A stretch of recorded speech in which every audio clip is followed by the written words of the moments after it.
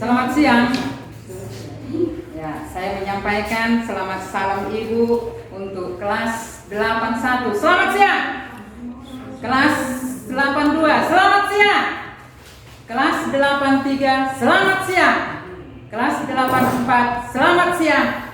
Kelas 85. Selamat siang. Selamat kita berjumpa di kelas 8. Jadi di kelas 7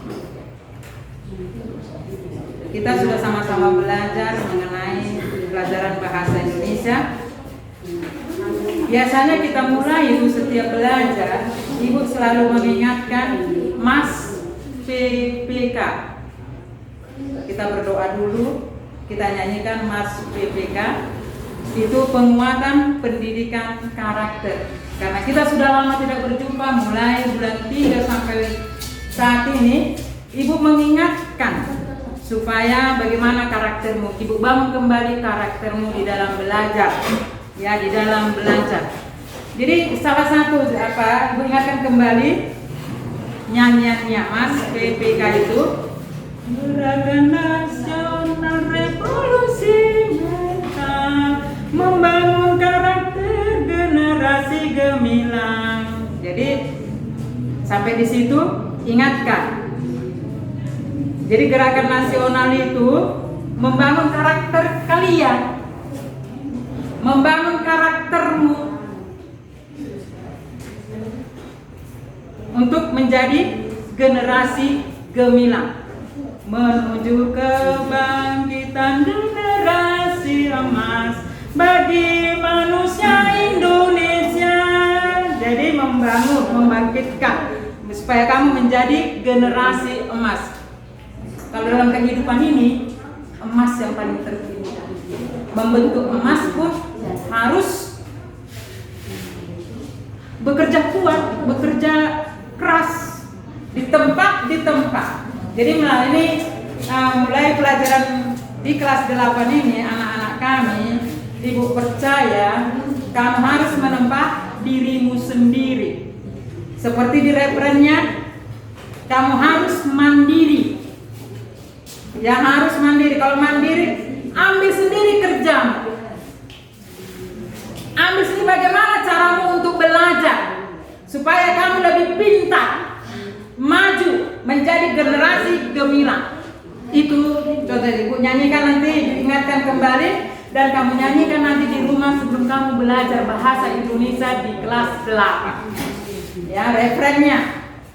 Religius hidupnya, nasionalis jiwanya, integritas jadi tujuannya, mandiri hidupnya, gotong royong semangatnya, persatukan bangsa Indonesia, siswa berkarakter Indonesia.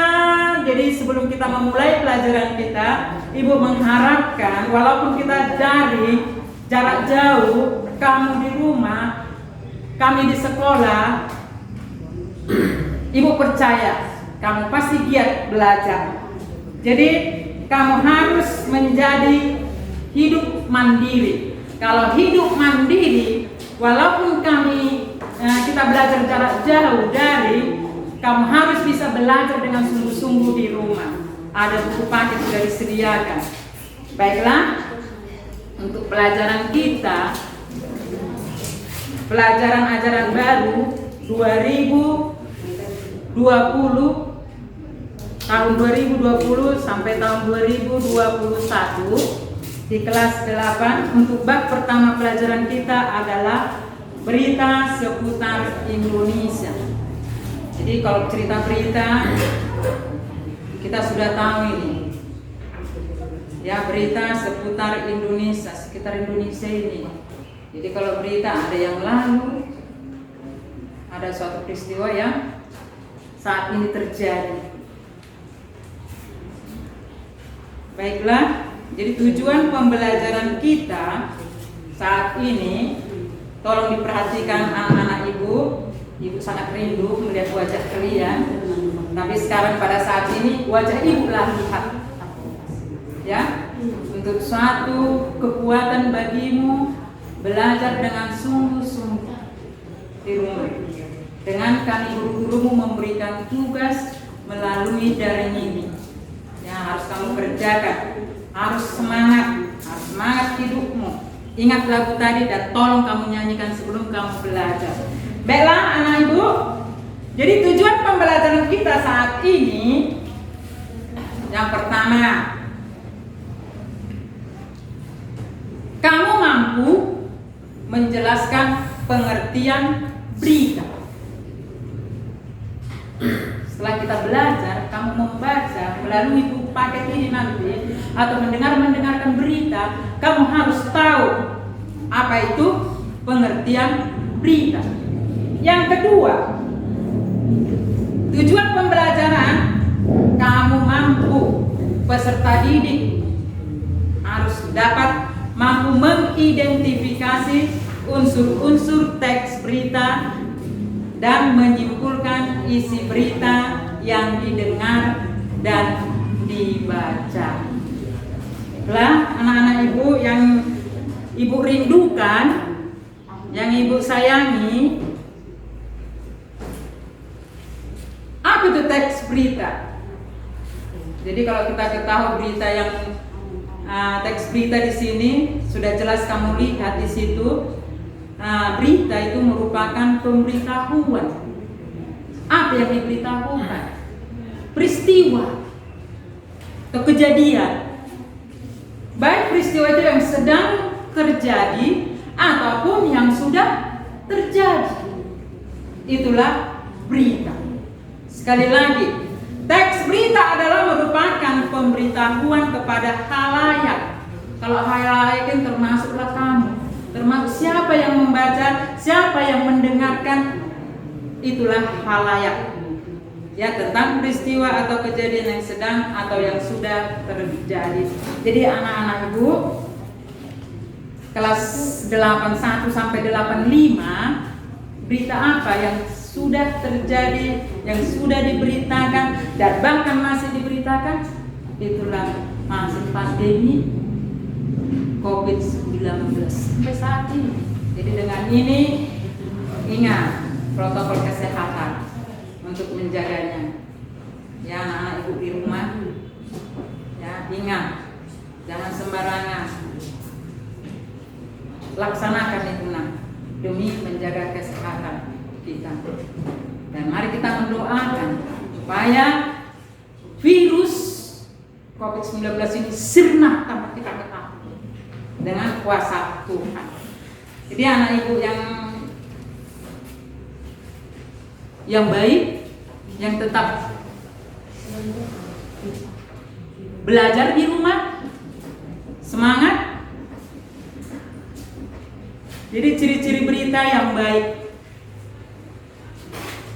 Jadi kalau kamu mau menuliskan suatu berita, itu mungkin kamu baca, kamu dengarkan, bahkan kamu lihat sendiri, mau kamu tuliskan, itu harus menarik. Apa yang menarik? Bahasanya. Kalimatnya itu harus ditulis secara objektif, sesuai dengan fakta. Jangan mengada-ada kalau menuliskan berita. Jangan mengada-ada. Harus fakta. Itu dia objektif kalau kita menuliskan. Yang kedua, aktual. Usahakan beritamu itu terkini. Jangan berita basi. Kalau kamu mau menuliskan berita, pasti orang lain wah semangat, ingin tahu. Itu dia. Oke, yang ketiga, faktual. Jadi berita itu harus percaya, terpercaya. Jangan ada keraguan-raguan. Jadi harus fakta berita itu. Itulah ciri-ciri berita yang baik. Yang terakhir harus jelas. Kalau jelas tak ada keraguan di dalamnya. Jadi itu ciri-ciri berita yang baik. Nanti tolong catat ini semua. Ini intinya. Catat di buku catatanmu. Jangan malas. Ya. Jadi apa kegunaan bagi dirimu? Apa Apa manfaatnya berita itu? Kamu baca, kamu dengarkan. Manfaatnya bagi kamu, bagi pelajar, bagi semua secara khususnya bagi anak ibu pelajar. Satu, yang pertama,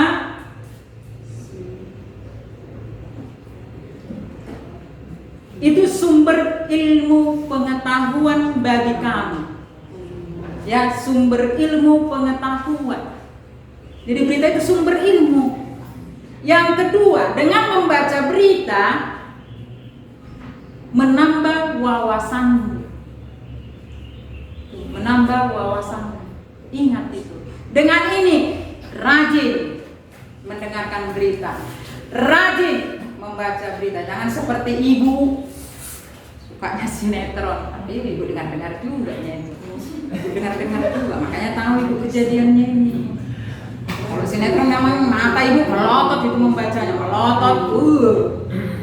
Nah, tapi tolong nak, karena dikatakan di situ kegunaan berita bagi kamu, bagimu merupakan sumber ilmu dan menambah wawasanmu. Jadi anak ibu yang ibu sayangi, ya, yang berikut di dalam teks berita, ya, untuk menentukan pokok-pokok berita, untuk meringkas berita yang kamu dengar, untuk menyimpulkan berita, sudah ada rumus, ada unsur-unsur teks berita dengan menggunakan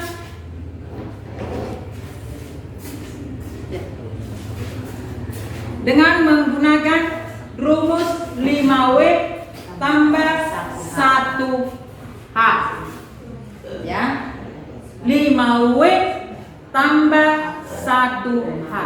Apa itu 5W tambah 1H? Jelas di situ. 5W tambah 1H. What? Where. Jadi what itu apa? Siapa? Where, di mana? When, kapan? Why, mengapa? How, bagaimana? Rumusnya untuk menentukan apa tadi? Menentukan isi berita, meringkas berita, untuk menyimpulkan berita. Kita gunakanlah rumus 5W tambah 1H. Jadi 5W tambah 1H ini bisa disingkat. Apa, siapa, di mana, kapan, mengapa, bagaimana, dengan adik Simba. Bukan adik si Mbah, bukan, adik Simba, ya. A, di, ya, apa, di mana, kapan, si, siapa, baru apa lagi tuh, ya, mengapa, ya, bagaimana. Jadi enak mengingatnya, enak ya, disingkat dengan adik Simba. Nah, apa itu adik Simba? Menentukan unsur-unsur teks berita. Jadi dengan menentukan ini teks berita, kita dapat menyimpulkan, dapat menuliskan apa isi berita itu, dan dapat meringkas. Jelas sama ibu? Oke, pasti jelas. Oke, ya. Baik. Jadi contohnya di sini jelas di situ, ya. Judulnya kondisi pelabuhan Merak. Ya, bisa dibaca. Nanti kamu baca. Untuk mengetahui isinya, ya, isi berita yang berjudul kondisi pelabuhan Merak ini, gunakanlah tadi unsur berita. Contohnya Sudah kamu baca ya, harus dibaca di rumah. Dan ini semua contohnya, dan yang sudah Ibu jelaskan tadi, itu catat semua, jangan ada yang ketinggalan. Inilah contohnya. Ibu buat contoh sederhana dari buku paketmu, halaman 2 sampai halaman 3. Baiklah. Jadi jelas di sini dengan mempergunakan unsur berita, contohnya dapat di sini. Peristiwa apa yang terjadi? What? Apa? Ada jawabannya di dalam. Peristiwa yang terjadi adalah padatnya pelabuhan merah. Itu. Jadi dengan membuat pertanyaan rumus 5W tambah 1H, kita dapat menjawab pertanyaan yang jawabannya dalam teks tersebut. Jadi contohnya jelas di sini. Yang kedua, siapa yang mengalami peristiwa itu? Yang mengalami adalah supir truk-truk pengangkut barang non sembako. Nanti baca. Ada jawabannya di dalam.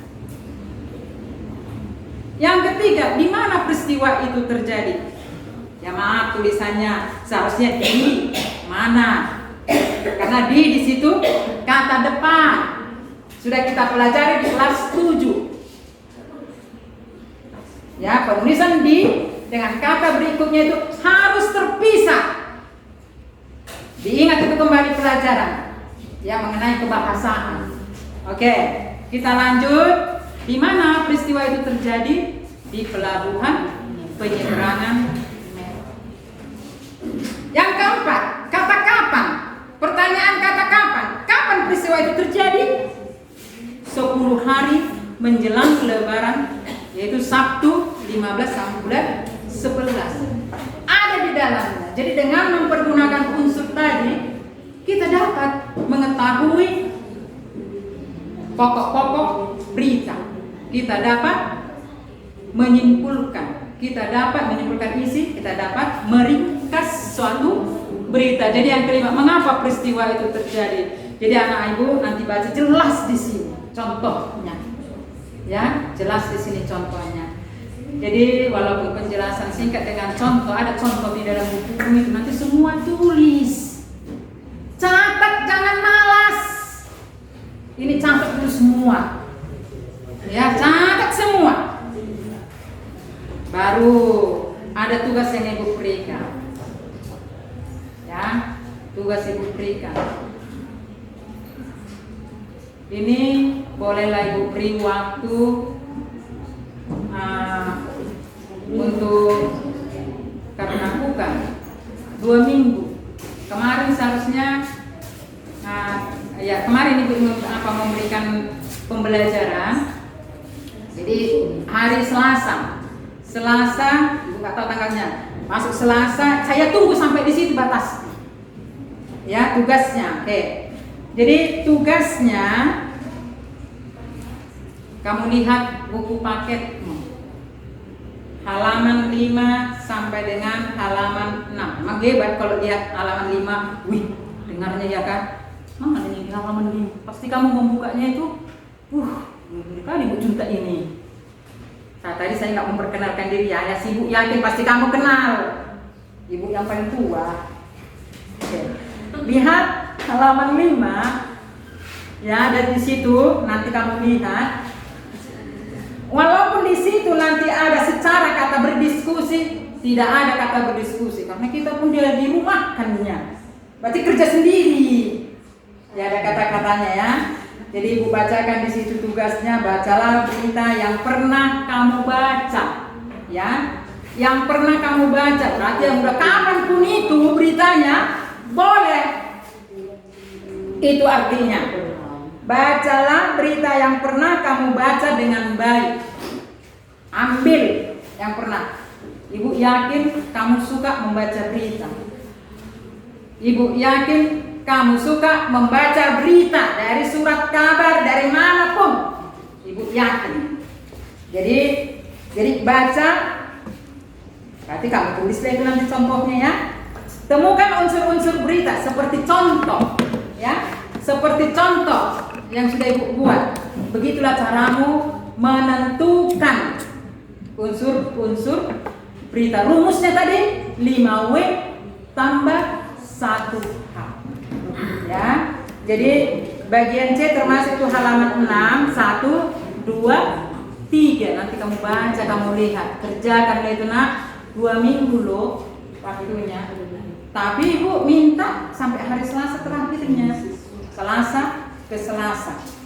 Jadi 2 kali. Jadi kamu udah tahu WA Ibu, kirim langsung ke WA Ibu nanti jawabannya. Oke, jadi itulah tugas kalian, tugas semua anak Ibu di rumah. Kerjakan dengan baik seperti Mas PPK tadi.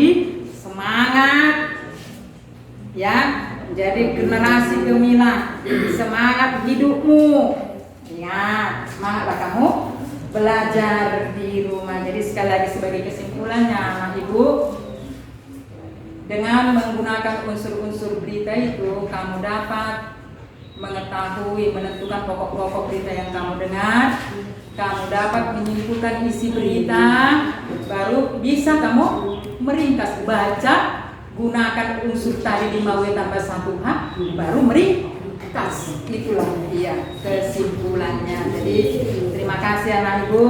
Sampai di situ pelajaran kita. Untuk pelajaran berikutnya, jadi sudah jelas tadi tujuannya ya nak, tujuan pembelajaran. Ibu yakin kamu sudah tahu apa itu berita. Kemudian kamu dapat mengidentifikasi unsur-unsur berita dan dapat menuliskan isi berita yang kamu dengar ataupun kamu baca dengan mengerjakan tugas yang Ibu berikan. Jadi untuk pelajaran selanjutnya ya, nanti kita pelajari itu mengenai struktur berita dan kebahasaannya. Ya, nanti baca-baca di rumah. Baca di rumah, buka. Jangan malas. Oke. Begitulah anak Ibu. Nah, Ibu percaya, yakin kamu adalah siswa yang berkarakter, yang mandiri hidupnya dan mau belajar dengan benar-benar di rumah. Itu untuk keuntungan dirimu. Ya, apalah kami ini? Kami memberi. Mau kamu menerimanya, kamu jadi anak yang pintar, berhasil kamu. Ingat itu anak Ibu. Nah, demikianlah pelajaran untuk bahasa Indonesia kelas 8 saat ini. Nanti kita lanjutkan dengan KB, pembelajaran struktur berita dan kebahasaannya. Selamat siang.